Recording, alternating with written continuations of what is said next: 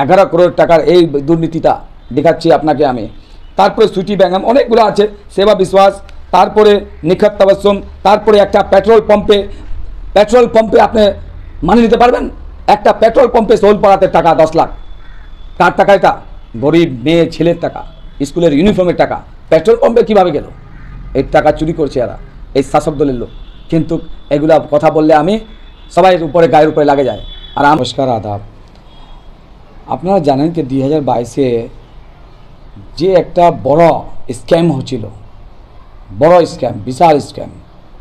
আর স্ক্যামটা যে করছিল 11 কোটি টাকার, 11 করোড় টাকার যে স্ক্যামটা হচ্ছিল, সেই স্ক্যামটার যদি আপনারা দেখেন কাগজপত্র, তাহলে অবাক খাবেন কি এই গরিবের যে পোর পিপল আছে, যারা গরিব, যারা বাইরে স্কুলে পড়াশোনা করতে পারবে না, টাকা পয়সা নাই, তাদের সরকারি স্কুলে যায়।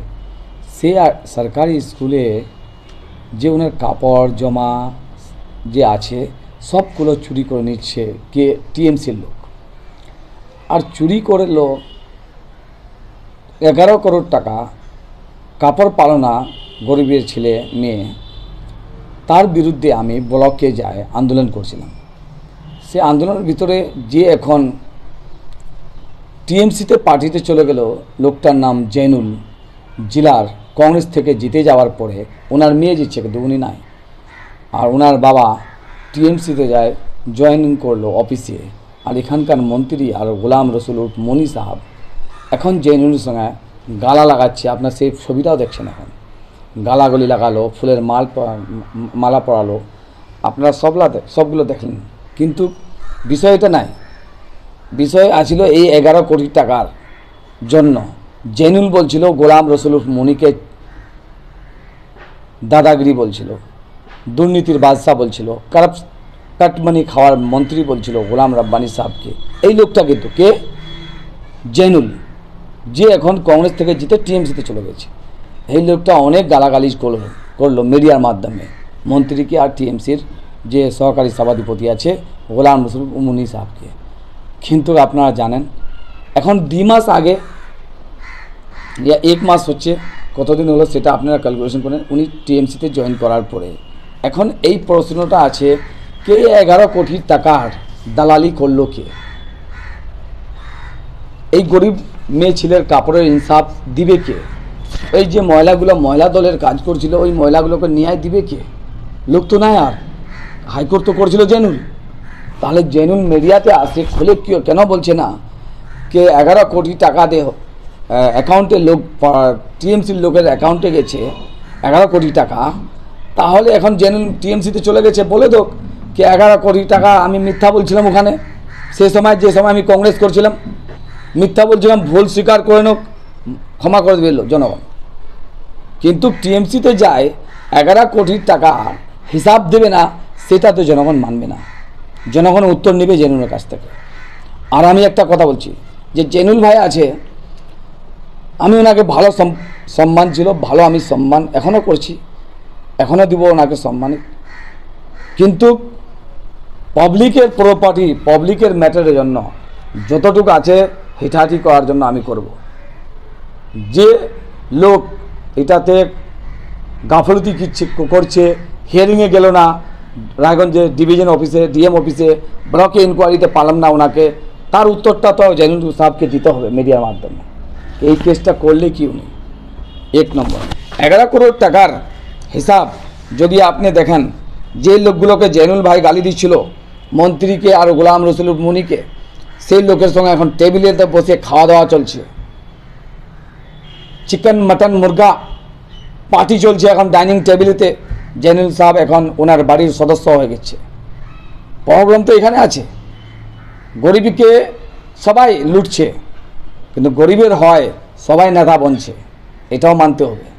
তাও কিন্তু গরিবকে ধোঁকা দিয়ে এখন মন্ত্রীর বাড়িতে যায় ডাইনিং টেবিলে খাওয়া দাওয়া করলে সেগুলোকে গরিবগুলোকে ন্যায় মিলবে কি? পাবে না। উত্তরটা দেখেন আপনি, শতরঞ্জন বিশ্বাস টিএমসির নেতা শৌলপাড়ার, ওনার অ্যাকাউন্ট নম্বর, অ্যামাউন্ট 81,10,10 লাখ টাকা সত্যরঞ্জন বিশ্বাস যে টিএমসির লিডার ব্লকের, ওনার অ্যাকাউন্টে 10 লাখ, ফের আবার 11-22-2022 10 লাখ তুলে নিল। তারপরে সত্যরঞ্জন বিশ্বাস ফের আবার 25,000 টাকা তুলল।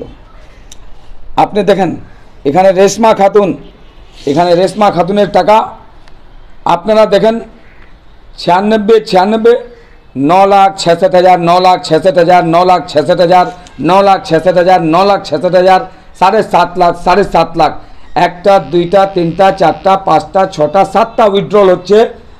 রেশমা খাতুন, বাপের নাম জিয়াউল হক এই মহিলাটা। তারপরে সন্ধ্যা বিশ্বাস, এটা কিন্তু সত্যরঞ্জনের মেয়ে, টিএমসির নেতার। এনার অ্যাকাউন্টে ফের আবার 6 লাখ উইথড্রল করলো ইনি 29/4/2022। ফির সন্ধ্যা বিশ্বাস আবার উইথড্রল করলো 11 মে 2022, ফের 13 লাখ। আরে টাকা না, এগুলো পাতা, টাকা তো না, এগুলো তো পাতা বনে গেছে। 11 করোড় টাকার এই দুর্নীতিটা দেখাচ্ছি আপনাকে আমি। তারপরে সুইটি ব্যাঙ্গাম, অনেকগুলো আছে, সেবা বিশ্বাস, তারপরে নিখত তবসুম, তারপরে একটা পেট্রোল পাম্পে আপনি মানে নিতে পারবেন? একটা পেট্রোল পাম্পে সোল পাড়াতে টাকা 10 লাখ। কার টাকা এটা? গরিব মেয়ে ছেলের টাকা, স্কুলের ইউনিফর্মের টাকা পেট্রোল পাম্পে কিভাবে গেল? এই টাকা চুরি করছে এরা, এই শাসক দলের লোক। কিন্তু এগুলা কথা বললে আমি সবাই উপরে গায়ের উপরে লাগে যায়, আর আমার জন্য মিডিয়া বানায় উল্টা পুল্টা বকায়, কিন্তু জনগণ শুনবে না। এগুলো 3টা পাতা আছে, এখানে 2টা পাতা আছে। এসবিআই ব্যাংকের অ্যাকাউন্ট, এখানে কতগুলো পাতা আছে এসবিআই ব্যাংকের অ্যাকাউন্ট। আপনারা এই ক্যালকুলেশন মোবাইলে দেখাবেন, সব পেজের হাইলাইট করেন। এই কেসটা নিয়ে আবার আমরা হাইকোর্ট যাব। জেনুইন সাহেব হাইকোর্টের রেজাল্ট দিল না, টিএমসিতে যায় যুক্ত হয়ে গেছে। স্টেটমেন্ট, অ্যাকাউন্ট স্টেটমেন্ট, মহিলা দলের অ্যাকাউন্ট স্টেটমেন্ট আছে। এগুলো চিজ কি আমি মিথ্যা বলছি? অন দ্য পেপার এসবিআই ব্যাংকের খাতা, State Bank of India, Kolabhita, PO Borbilla, district Uttar Dinajpur, branch code 9039, branch phone number 206259, IFC code SBIN 0009039, MICR 733002613, আর অ্যাকাউন্ট নাম্বার 325231368626। এই অ্যাকাউন্ট নাম্বার সব ডিটেল আছে এখানে। এই পাতার ভিতরে 11 করোড় টাকার হিসাব আছে। এই দুর্নীতিটা কে করছে? গোলাম রসুল মনি সাহেব, ব্লকের সভাপতি ছিল উনি, ওখানে এখনও সভাপতি আছে ওনার বউ। তারপরে এই দুর্নীতির দায়ী কে নেবে? বিডিও। এই দুর্নীতির দায়ী কে নেবে? Joint BDO. এই দুর্নীতির দায়ী কে নেবে? উপসভাপতি। এদের কাছে আপনাদেরকে যাওয়ার উচিত, এদের কাউন্টার বাইট নেওয়ার উচিত। কে এগুলো লোক এই 11 কোটি টাকা নিয়ে কি করলো? এরা চা বাগান করলো, সব চা বাগান, 100 বিঘা 150 বিঘার চা বাগান আছে এখন।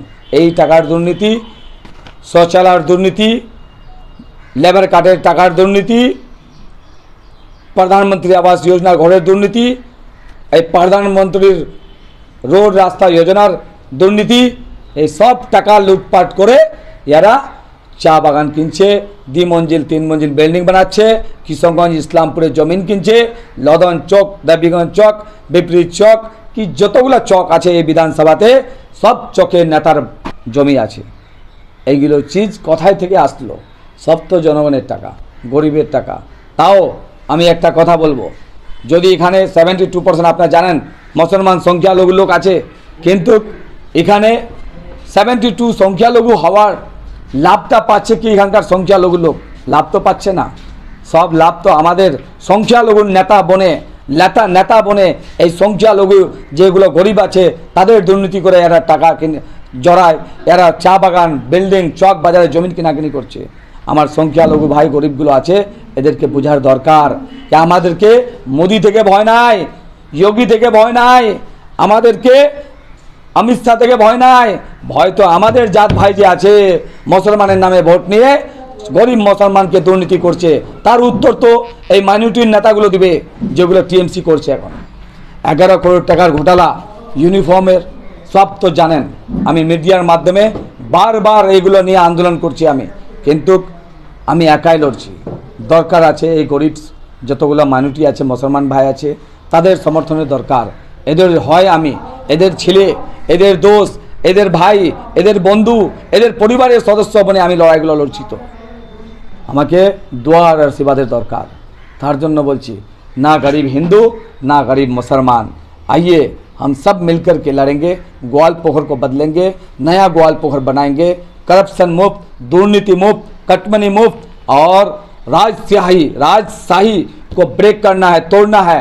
जैसे हमारे नौजवान यंग जनरेशन आ पाए पॉलिटिक्स में, नहीं तो इनका बाप बन गया, इनका बेटा बनेगा, इनका बेटा बन गया, उनका बेटा बनेगा। आप यंग जनरेशन कुछ नहीं कर पाइएगा। आइए हम सब यंग लड़का मिल करके एक नया ग्वाल पोखर का निर्माण करेंगे और इंशाअल्लाह सब लोग अपना ग्वाल पोखर को बचाएंगे करप्शन कटमनी से। यही बात मैं कहूँगा कि वक्त लास्ट में एक शेर बोलूँगा मैं, खुदा ने अगर मुझे पसंद कर लिया है, रब ने अगर मुझे पसंद कर लिया है, तो ऐ मुनाफिक तुम्हें जलन क्यों होती है, ऐ मुनाफिक तुम्हें जलन क्यों होती है।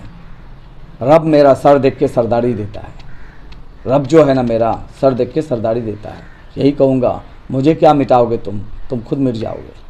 मुझे मालूम है कि हमारा इस्लाम क्या है, मेरा नबी का उम्मत हूँ मैं, और मैं नबी का बहुत ज़्यादा चीज़ नबी का लेके मैं पूरा दिल व दिमाग में नबी है और मेरा रब है।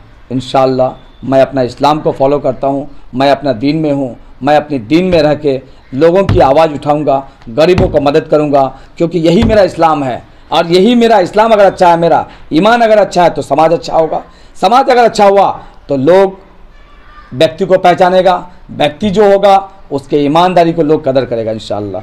यही मैं बोल रहा हूँ कि पार्टी कर रहा हूँ बीजेपी, निडर होकर के, और हिम्मत है, क्योंकि मैं किसी को नहीं बोला कि आप बीजेपी में वोट देना। अगर मेरे काम अच्छा लगे कि आपके लिए लड़ रहा हूँ, मैं आपके परिवार का लड़का हूँ, आपको लग रहा है कि यह हमारा भाई है, दोस्त है, हमारा परिवार का लड़का है, तो इंशाअल्लाह आप लोग राज़ी हो गए तो अल्लाह भी राज़ी होगा, अल्लाह राज़ी हो गया तो आप राज़ी हो गए। इंशाअल्लाह यही बात बोलूँगा मैं। अस्सलाम वालेकुम, खुदा हाफिज़, नमस्कार, आदाब।